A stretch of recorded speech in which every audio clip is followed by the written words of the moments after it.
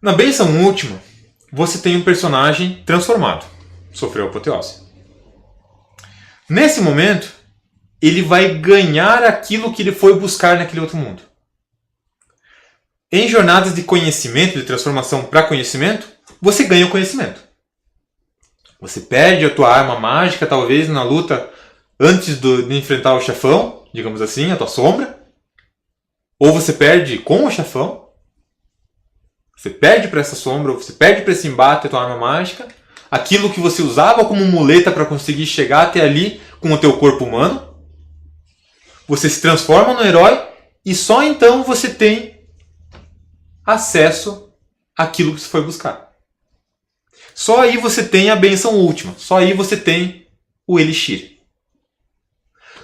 O elixir nas histórias, isso em qualquer história, tá?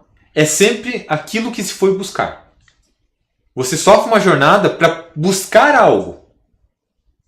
Mas para você conseguir aquele algo, você não consegue com o teu corpo redes humano. Você tem que se transformar num herói para conseguir aquilo. Quando você se transforma num herói, você tem acesso e poderes para carregar aquilo. É mais ou menos o conceito que você tem do martelo de Thor da Marvel.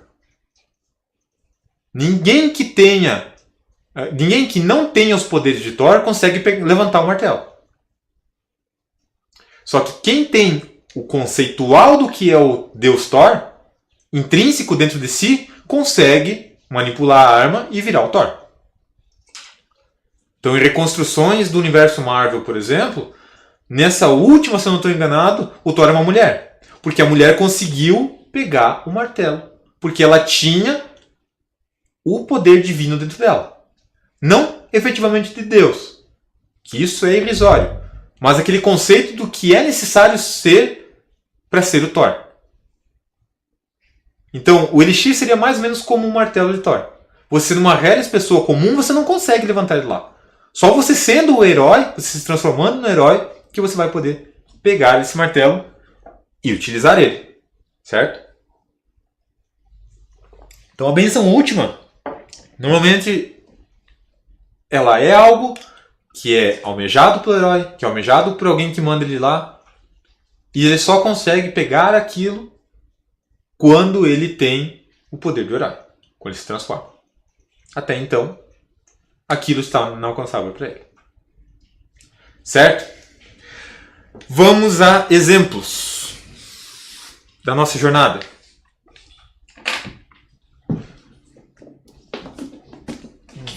Vamos começar por qual?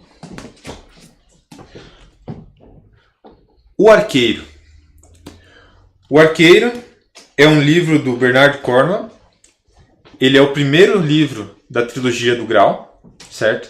Eu podia ter trazido a trilogia toda, que ela é história fechada, tá? Mas eu trouxe só o primeiro, que é para termos de exemplificação. No Arqueiro, você tem um personagem principal que vive no século XIII ou XII, na Grã-Bretanha. Acho que é na Grã-Bretanha que ele vive. Ou é na Gasconha, não lembro. E ele tem que sair do mundo em que ele está. Ele é obrigado a sair daquele mundo em que ele vivia, na qual ele era filho de um padre, de um frei. E ele precisa partir para a guerra. Nessa partida para a guerra, ele vai em busca do cálice sagrado, em busca do Graal. Ele vai para a guerra com um objetivo, mas dentro dele intrínseco, ele está com outro objetivo.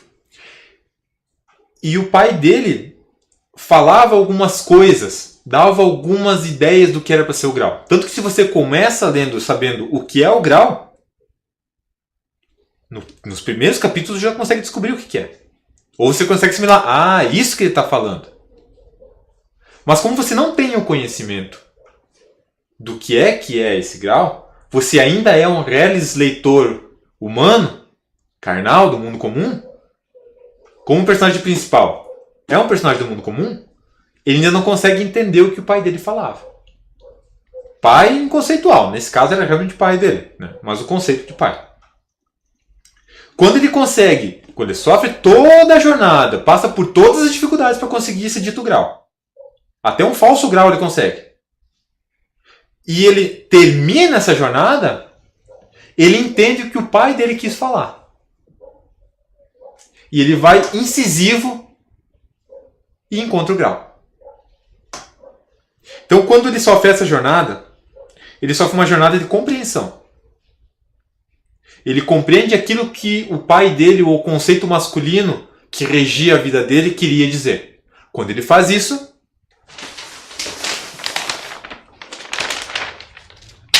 sintonia com o pai. Alinhou o vértice com o pai. E aí, a história flui. Ele vira o herói e ele consegue encontrar o grau. Tá? No caso desse livro, esse ato aqui de sintonia com o pai acontece no penúltimo capítulo da trilogia. É o arqueiro, o herege e o outro não lembro. Mas é uma trilogia que vem fechadinho. Acontece no último livro. Essa real identificação do que é que o pai dele queria dizer e ele encontrar o grau. Acontece no finalzinho. Tem casos em que ele acontece na metade, como é o caso aqui. Em que você tem toda uma jornada de descida, chega até sintonia com o pai, acende. Filmes normalmente são assim. A crise acontece da metade pra frente, até um 3/4 do filme. Ou no caso do Harry Potter também acontece isso bem na finaleira. Então, essa posição do sintonia com o pai não necessariamente quer dizer que é um percentual. Essa etapa aqui tem que acontecer lá na metade do livro. Não. Depende da tua história. Depende do que é que rege o teu personagem principal na história. Nesse caso aqui, era a compreensão do que é que era realmente importante para ele. Quando ele descobre isso, ele entende o que o pai dele queria falar. Quando ele entende o que o pai dele queria falar, puf, sintonizou com o pai, apoteose. Aí ele recebe a bênção última, que é o grau. Certo? Exemplo do Bernard Cornwell. Leiam. É bom. Recomendo fortemente.